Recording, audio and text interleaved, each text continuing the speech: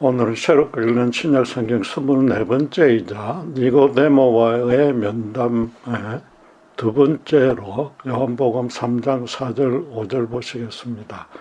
요한복음 3장 4절 5절 제가 봉독하겠습니다. 니고데모가 이르되 사람이 늙으면 어떻게 날 수 있사옵나이까? 두 번째 모태에 들어갔다가 날 수 있사옵나이까? 예수께서 대답하시되 진실로 진실로 내게 이르노니 사람이 물과 성령으로 나지 아니하면 하나님의 나라에 들어갈 수 없느니라.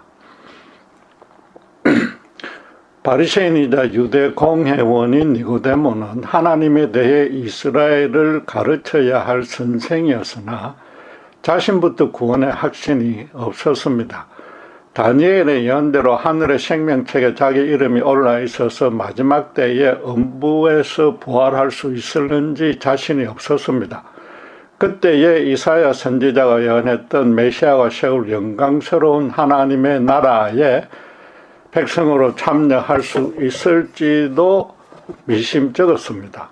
하나님께로부터 온 선생으로 여겨지는 예수님이라면 그 의문을 풀어줄 수 있을 것 같아서 밤중에 찾아와 개인적인 상담을 요청했습니다.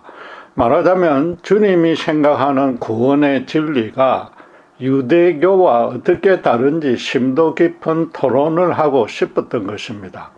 그는 당시의 예법대로 주님을 하나님께로부터 오신 선생이라고 칭하면서 주님이 행하신 표적은 하나님이 주시는 권능이 아니면 아무도 할 수 없다고 존경의 뜻을 표했습니다. 그 인사를 받은 주님은 곧바로 마치 불교의 선문답처럼 대화하기 시작했습니다. 스승의 입장이 된 주님이 그가 질문도 하기 전에 진실로 진실로 내게 이르노니 사람이 거듭나지 아니하면 하나님의 나라를 볼 수 없느니라는 화두를 던졌습니다. 이제 제자의 입장에서 니고데모가 그 의미를 헤아려서 그의 합당한 진리로 대답해야 할 차례입니다. 그러나 너무나 황당한 말씀이라 도무지 자기가 알고 있는 구원의 진리로 맞대응할 수가 없었습니다. 대신에 사람이 늙으면 어떻게 날 수 있사옵나이까? 두 번째 모태에 들어갔다가 날 수 있사옵나이까? 라고 반문할 수밖에 없었습니다. 그런데 사람이 두 번째 모태에 들어간다는 것은 절대 불가능하므로 이거 물어볼 필요가 전혀 없는 질문입니다.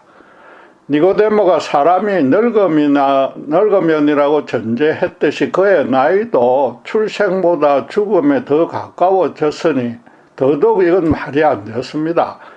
자기도 그렇게 말하면서 어린애도 하지 않을 너무 어리석은 질문이라고 조금 부끄러웠을 겁니다. 니고데모 같은 지성인이 이런 질문을 했다고 해서 우습게 여겨서는 안 됩니다.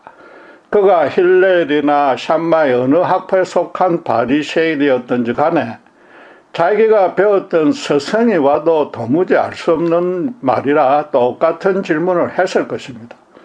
그로서는 밤샘 토론을 하더라도 자기 고민의 답을 얻고야 말겠다는 각오로 왔을 것이므로 조금이라도 미진한 점이 남아서는 안 되었습니다.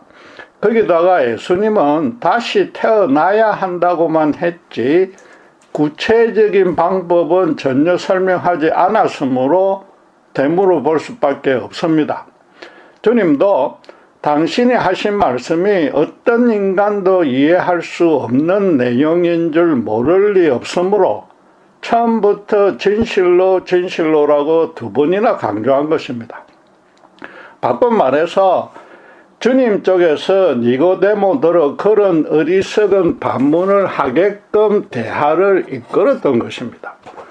불교에서의 선문답은 스승이 자신이 전하고자 하는 주제를 두리뭉실하게 상징적으로 암시하면 제자는 그 중에서 자신이 각성한 진리 하나만 붙들면 됩니다.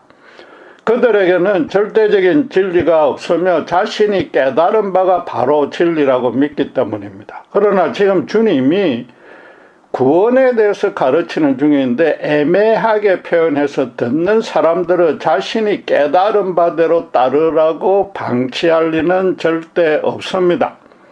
이 대화는 선문답이 아니라 절대적 진리에 대한 주님의 일방적인 가르침이었습니다. 그렇다고 주님은 일부러 어렵게 말해서 니고데모들을 깊이 생각해보라고 유도한 것도 아닙니다. 단순히 그것이 절대적인 진리니까 그냥 그대로 말한 것입니다. 인간이 하나님에게 구원받는 길에 대해서 이렇게 가르친 선각자나 종교인은 역사상 단 한 명도 없었고 지금도 없습니다. 사람이 이미 태어난 후에 또다시 태어난다는 것은 꿈도 꿀 수 없는 일이기 때문입니다. 그렇게 말했다가는 당장 미쳤다는 말만 들으며 또 그런 선생에게 제자가 모일 리도 없습니다. 무엇보다도 그 말에 대해서 실정적인 책임을 질 수 없으니까 만에 하나 그런 말을 상징적으로 했다 쳐도 선문답식으로 네가 알아서 깨달으라고 얼버무릴 수밖에 없습니다. 바로 그래서 20세기의 기독교 최고 변정가로 불리는 C.S. 루이스는 예수님의 가르침과 사역과 표적들을 살펴보면 하나님이거나 미친 사람 둘 중에 하나의 가능성밖에 없다고 결론을 내렸습니다. 주님의 모든 사역은 아무리 따져봐도 인간이 행할 수 있는 일이 절대 아니었기 때문입니다. 니고데모에게 구원에 가르친 이 첫마디만 봐도 그의 판단은 아주 타당했습니다. 그런데 예수님 당시부터 유대인들 사이에 실제로 그런 논쟁이 있었습니다. 주님이 요한복음 10장 11절에서 18절에 보면 당신은 잃어버린 양을 찾으러 온 선한 목자인데 그러기 위해서 당신의 목숨을 스스로 버린 후에 다시 스스로 얻을 것이라고 선포했습니다. 이 본문과 비슷한 맥락에 불가사의한 말씀을 하신 겁니다. 어떤 인간도 출생과 사망을 자기가 선택 결정할 수 없을 뿐 아니라 자살했다가 다시 자기 힘으로 되살아난다는 것은 아예 불가능합니다. 또 그것은 유대 랍비로서는 입에 담아서는 안 될 내용을 가르친 겁니다. 하나님이 갖는 생명에 관한 권능을 자기 재량으로 행사할 수 있다는 신성 모독이 됩니다. 그러니까 청중들 사이에 의견이 분분해질 수밖에 없었는데 성경은 이렇게 기록합니다. 19절에서 요한복음 10장 19절에서 21절에 이 말씀으로 말미암아 유대인 중에 다시 분쟁이 일어나니 그 중에 많은 사람이 말하되 그가 귀신이 들려 미쳤거늘 어찌하여 그 말을 듣느냐 하며 또 어떤 사람은 말하되 이 말은 귀신 들린 자의 말이 아니라 귀신이 맹인의 눈을 뜨게 할 수 있느냐 하더라고 했습니다. 주님의 정체성에 대해서 유대인들의 판단은 완전히 정반대의 둘로 나뉘었는데 미쳤다고 말하는 사람이 우선에 좀 많았다고 합니다. 스스로 죽었다, 스스로 살아나겠다는 그 말 하나만으로 판단한 겁니다. 반면에 그 중에 일부는 먼저 이 말은 귀신 들린 자의 말이 아니라고 했습니다. 그때까지 자기들과 주고받은 토론에 비춰보면 주님이 무슨 님인지 본인도 모른 채 행설수설하는 미친 사람일 리는 절대로 없다는 겁니다. 주님이 강조하려는 주제가 도려됐고 앞뒤 말의 논리도 정연했으며 또 서기관이나 일반 랍비들과는 달리 그 말씀의 영적인 번세까지 느껴졌던 것입니다. 무엇보다 예수님이 나면서 봉사된 자를 낫게 해준 일은 귀신 들려 미친 사람이 행할 수 있는 일이 절대 아니라는 겁니다. 맹인을 고치는 것은 현대 최첨단 의학으로도 불가능합니다. 니고데모가 주님이 행한 표적들에 관해 간접적으로 소문만 듣고도 하나님께로부터 온 선생이라고 판단했는데 정상적인 사고를 가진 자가 내 복음서를 통해서 주님의 생애 전체를 면밀히 따져보면 예수님의 정체성을 당신께서 말하는 대로 하나님의 아들이라고 판단할 수밖에 없습니다. 실제로 예수님을 부인하고 대적할 핑계를 찾으려고 복음서를 연구하다가 거꾸로 주님 앞에 겸손히 엎드리고 구주로 모셨다는 간증들은 수없이 많습니다. 니고데모가 지금 주님과 선문답식으로 정문적답을 하는 사이에 루이스 같은 그런 논리적인 추론을 할 여유는 없었을 것입니다. 그러나 하나님의 형상을 닮은 인간의 이성은 우리가 생각하는 이상으로 그 수준이 아주 높습니다. 그 짧은 순간에도 예수님의 이 말이 진리인지 아니면 종교적으로 과장된 비유인지 궁금했을 것이며, 이게 만약 진리라면 그건 엄청난 의미를 지닌다는 정도는 분별할 수 있었을 것입니다. 주님은 그래서 다시 진실로 진실로라고 2번을 강조하면서 앞에서 하신 말씀을 반복했습니다. 진실로 진실로 내게 이르노니 사람이 물과 성령으로 나지 않으면 하나님의 나라에 들어갈 수 없느니라고 했습니다. 앞에 말씀까지 합치면 주님은 진실이라고 4번을 강조한 셈입니다. 대체로 사람이 3번 강조하면 맹세하면 그건 믿어줘야 됩니다. 비교격 표현이 없는 히브리어법에서는 2번 반복은 비교급이고 3번 반복은 최상급을 의미합니다. 4번을 반복한 것은 예수님 스스로 당신의 이름을 걸고서 이건 절대적 진리라고 맹세한 셈입니다. 주님의 뜻은 내가 이렇게까지 강조하는데도 믿지 않으면 너에게 아무 소망도 없다는 것입니다. 믿고 안 믿고는 너에게 달렸고 그 결과도 내가 책임져야 한다는 것입니다. 네가 염려한 대로 그대로 하늘의 생명책에 이름은 올라가지 않을 것이며 기다리는 것은 지옥 심판뿐이라는 겁니다. 주님은 사실상 니고데모에게도 내가 진실로 진실로 미치광이든지 진실로 진실로 하나님이든지 둘 중 하나라고 지금 선언한 셈입니다. 너는 나를 하나님께로부터 온 스승이라고는 칭했지만은 C.S. 루이스처럼, 물론 그때는 그걸 알 수 없지만 그렇게 꼼꼼히 따져보고서 하나님이라고 다시 결론을 내려야 한다는 뜻입니다. 그러면서 주님은 앞에 말씀에서 빠뜨렸던 다시 태어나는 방식에 대해서 설명해 주었습니다. 물과 성령으로는 그런 일이 가능하다고 합니다. 삼위 하나님 중에 한 분인 성령이 거듭나게 해주는 것은 충분히 이해할 수 있습니다. 그런데 주님이 물로도 다시 태어나야 한다고 했습니다. 이에 대해서는 여러 가지 신학적인 의견들이 있습니다. 대표적으로 물은 세례 요한의 물 세례를 의미한다고 하지만은 물 세례가 구원의 조건이나 방식은 절대 될 수 없기에 참고는 할 수 있어도 올바른 해석은 아닙니다. 주님이 니고데모에게 이스라엘의 선생인데도 당신의 가르침을 잘 이해하지 못한다고 꾸중한 그 말씀에 다시 주목해야 됩니다. 니고데모가 묻지도 않았는데 그가 무엇을 고민하는지 주님은 다 아시고 다니엘과 이사야의 예언에 맞춰서 대답해 주는 중입니다. 마찬가지로 내가 구약에 능통한 자라면은 지금 물과 성령으로 거듭나야 한다는 말도 사실은 네가 이미 알고 있어야 하며 내가 바로 그 예언을 실현하러 온 사람이라는 것도 확인할 수 있을 것이라는 뜻입니다.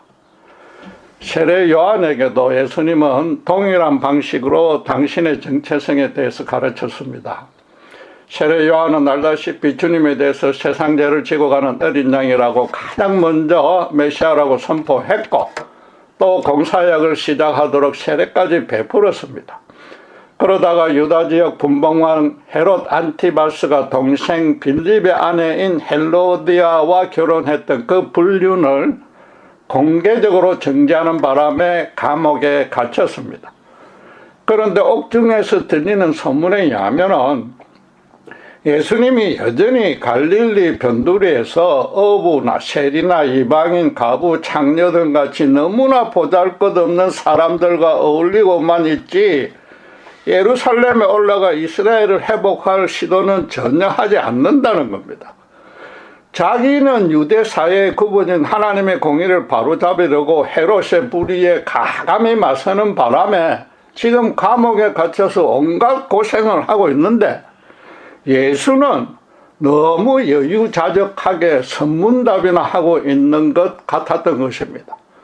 그래서 마태복음 11장에 보면 제자들을 보내서 오실 그이가 당신이 오니까 우리가 다른 일을 기다리오리까 라고 물어보게 했습니다. 주님은 그에 대해서 마태복음 11장 4절 5절에 너희가 가서 듣고 보는 것을 요한에게 알리되 맹인이 보며 못 걷는 사람이 걸으며 나병 환자가 깨끗함을 받으며 못 듣는 자가 들으며 죽은 자가 살아나며 가난한 자에게 복음이 전파된다 하라고 답해 주었습니다. 요한의 제자들이 봐도 예수님이 베푸신 여러 표적들은 인간이 도저히 행할 수 없는 신적 차원이었습니다. 그런데 주님은 그 표적에 대해서만 보고하라고 하지 않았습니다. 듣고 보는 것을 알리되라고 제안했기 때문에 그 다음에 말하는 내용이 더 중요하다는 겁니다. 옆에서 지켜본 주님의 표적들보다는 지금부터 하는 말을 철자 하나 틀리지 말고 그대로 너희 스승인 요한에게 전하라는 겁니다. 그러면 요한이 제자들까지 보내서 알고 싶어 했던 의문이 풀릴 것이라는 뜻입니다.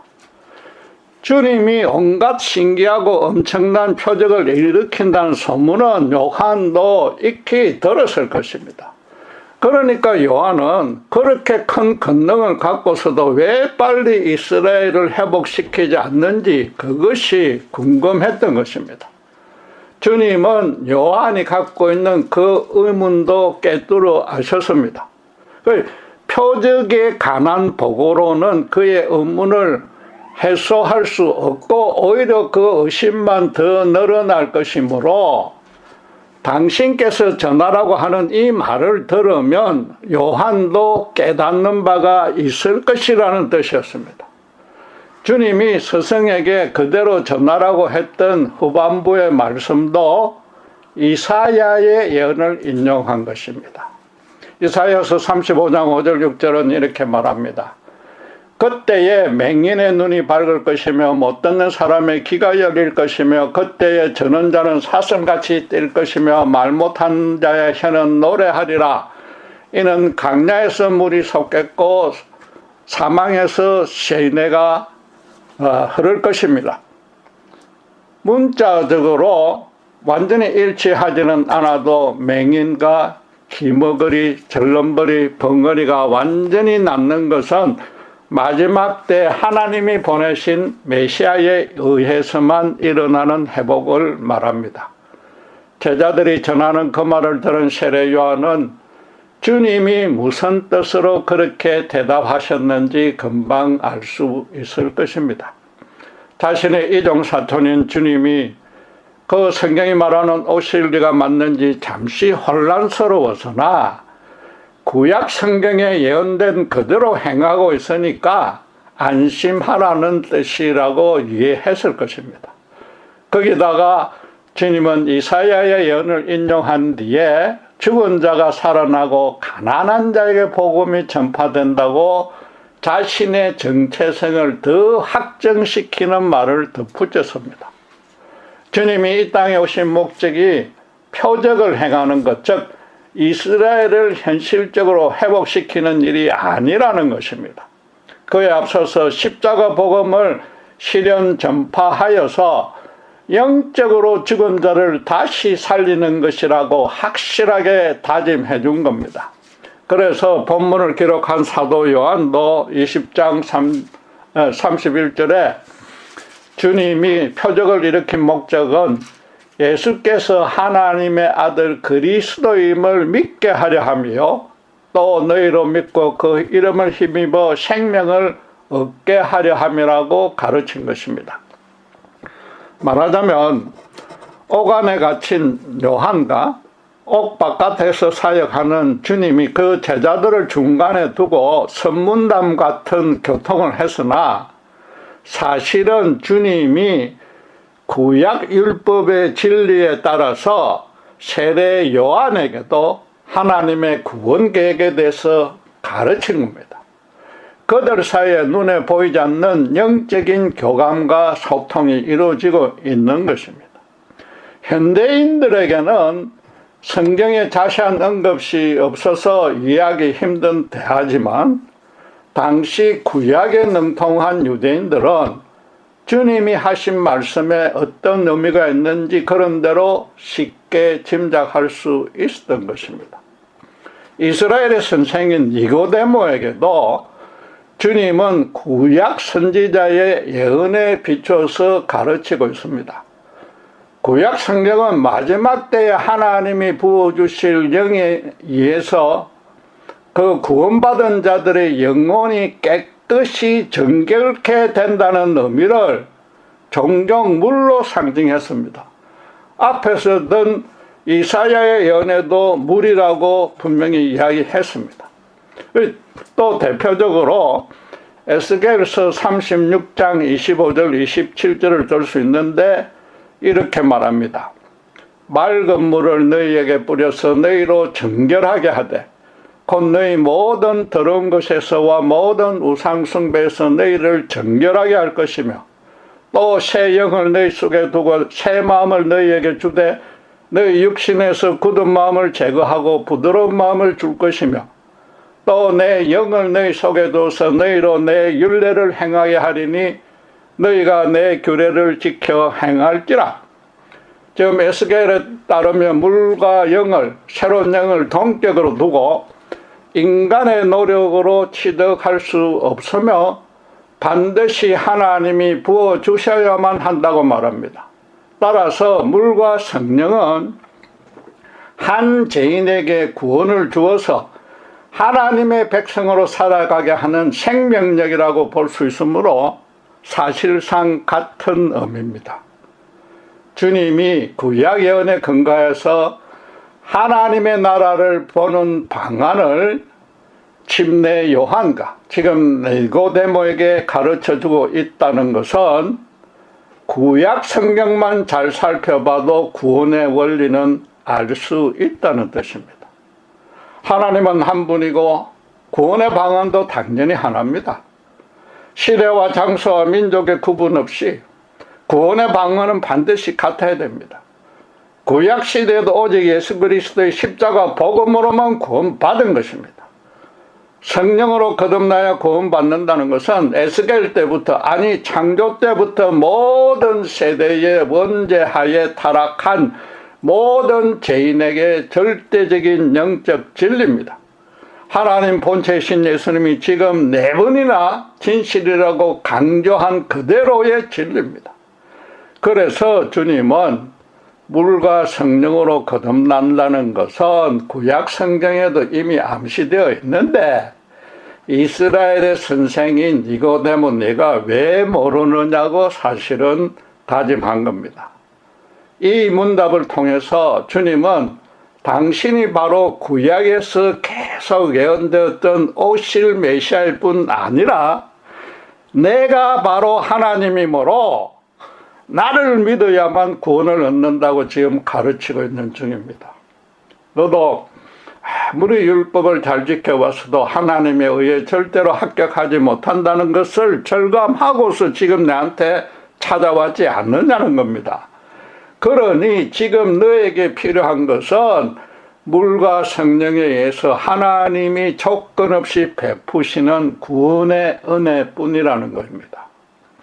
니고데모는 주님에 대해 들었던 소문과 그 표정만으로 판단한 자기 생각으로 주님을 하나님께로부터 온 스승이라고 말했습니다.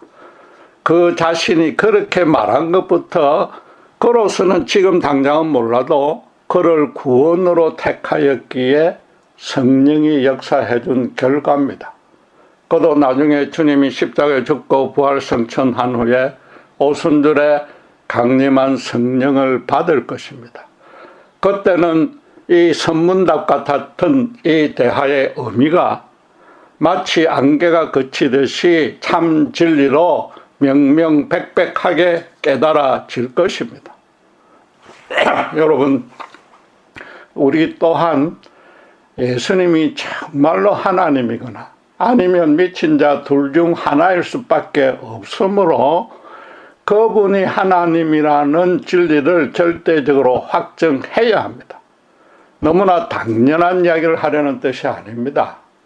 하나님이 직접 우리를 구원하려고 이 땅에 인간의 몸을 입고 오셨고 성경에 기록된 모든 가르침과 사역을 행하시고 실제로 십자가에 죽으시고 부활하셨다는 겁니다. 이 또한 절대적 진리거나 허황된 종교적 망상 둘 중 하나뿐입니다.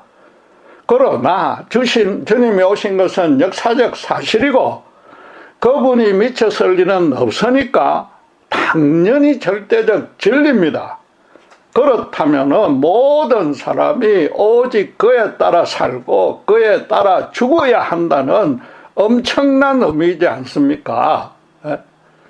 본문의 이 면담도 겉으로 보기에는 니고데모가 주도적으로 주님을 찾아간 것 같지만은 대화하는 과정과 그 의미를 잘 살펴봤더니 주님이 미리부터 택하시고서 사실은 그를 기다리고 있었던 것입니다.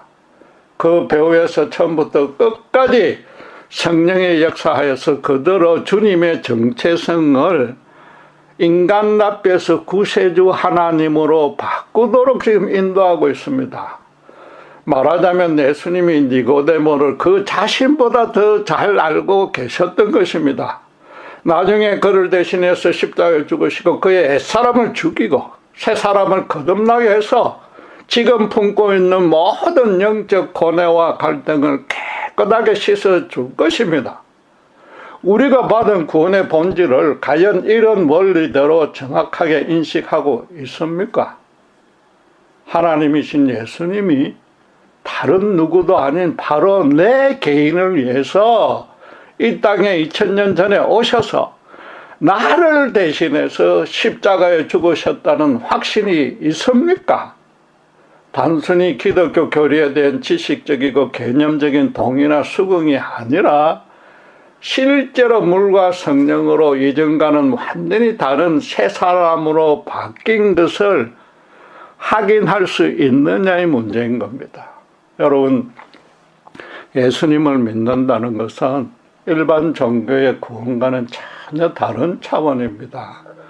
종교적인 진리 계명을 배워서 그대로 따라 준행하면 마음의 위로를 받고 또 선행의 성적이 좋으면 죽은 후에 천국으로 갈 수 있다는 그런 식의 믿음이 절대 아닙니다. 사람들은 자신은 어렵다고 태생적으로 치명적인 착각에 빠져 있으니까 자기만은 얼마든지 착하게 살아서 구원에 들어갈 자신이 있다고 여기니까 그런 다른 모든 종교를 따르는 겁니다. 그렇다면 당시 최고 의인이었던 니고데모도 아무리 해도 그럴 자신이 없어서 염치불구하고 예수님을 찾아와서 꾸중까지 들어가면서 하나님의 나라를 보기를 소원했지 않습니까? 예수님은 2000년 전에 유대 땅에 일시적으로 왔다가 가버린 인간 메시아가 절대 아닙니다. 태초부터 영원토록 인간의 구원을 주관하시는 구세주입니다. 니고데모도 단순히 유대의 한 랍비 공회원으로 그치지 않습니다. 그는 자신의 의가 너무 초하고 버러지 같아는 부인할 수 없는 그 사실을 깨닫고 생전 처음으로 정말로 하나님의 나라를 절대로 진실로 간절히 보고 싶어 했던 자의 대표였습니다. 그래서 구약 성경의 바탕을 둔 예수님의 권세 있는 말씀 앞에 한마디도 못하고 꿇어 엎드렸습니다. 한마디로 하나님의 자비와 긍휼 외에는 불가능함을 절감하게 된 것입니다. 그는 천하의 주인이신 하나님 예수님을 1:1 인격적으로 대면하여서 그분의 친백성이자 친자녀가 된 것입니다. 오순절 후로는 그에게 영원토록 성령님이 내주해 주심으로써 무슨 일을 해도 오직 예수님의 인도에 따르는 자가 되었을 것입니다. 지금 우리가 그런 구원의 은혜 안에 1년 365일 하루 24시간 거하고 있는지 진지하게 재점검해 보기를 원합니다. 너무 신령하게 따질 것 없습니다. 그분의 어려운 손이 나를 놓은 적이 없다는 사실을 절대로 의심하느냐 하지 않느냐의 문제인 겁니다. 세상에 그분보다 주님보다 더 큰 존재는 하나도 없습니다. 그래서 어떤 고난과 문제가 닥쳐도 주님 은혜 안에 있기에 비록 육신은 고달플지라도 마음의 평강을 잃지 않는 것이 믿음입니다. 만약 그렇지 않다면은 성경을 제대로 읽지 않았었고 또 예수님 아니 목사님과도 선문답조차도 하지 않은 것입니다. 물과 성령으로 거듭난 신자는 그 이후로 자신의 모든 것이 바로 주님의 것이 되어버립니다. 그래서 육신적인 죽음마저도 그분의 사랑에서 끊어낼 수 없으며 오히려 영광스러운 부활 생명으로 바뀝니다. 물론 그 전에 이 땅에 있는 동안에는 연약한 체질과 남아있는 죄의 본성과 세상의 유혹으로 종종 넘어질 수 있습니다. 그럴 때마다 루이스처럼 성경의 예수님을 다시 파고들면은 니고데모처럼 1:1 개인적으로 만날 수 있습니다. 그러면 세상이 줄 수 없는 마음의 평안을 회복하게 되는 겁니다. 여러분, 자신이 물과 성령으로 거듭난 것을 점검하는 기준은 간단합니다. 성경의 절대적인 진리의 말씀을 통해서 예수님을 진실로 영원히 살아계신 하나님으로서 1:1 인격적으로 만났던 적이 있는지 되돌아보면 되는 겁니다. 또 그것을 점검하는 기준도 간단합니다. 예수님을 몰랐을 때는 자기 생각대로만 살았는데 물론 그 중에는 이웃들에게나 사회적으로 의로운 일도 종종 했으나 그 모든 것들이 허망했었다고 절감하는 겁니다. 그래서 내 인생의 참 기쁨과 만족은 오직 예수님의 생각대로만 따라 살 때에 풍성하고 충분하게 누릴 수 있다고 절감하고 아니 체험하고 있는 중이야 되는 겁니다. 기도하겠습니다. 우리가 하나님을 사랑하기는커녕 대적하고 원수의 자리에 있었으나 주님께서 먼저 찾아와서 당신의 핏값으로 구원해 주신 은혜 참으로 감사합니다. 이제 우리가 할 일은 사나 죽으나 그 십자가의 사랑을 주변에 증거하는 일 하나뿐임을 압니다. 성령님 끝까지 우리를 불쌍히 여기시고 그 일을 하며 게으르거나 넘어지지 않도록 보호하고 인도하셔서 하늘의 충만함으로 가득 찬 인생을 살아갈 수 있도록 축복해 주시옵소서. 감사하며 우리 주 예수 그리스도 이름으로 기도드렸습니다.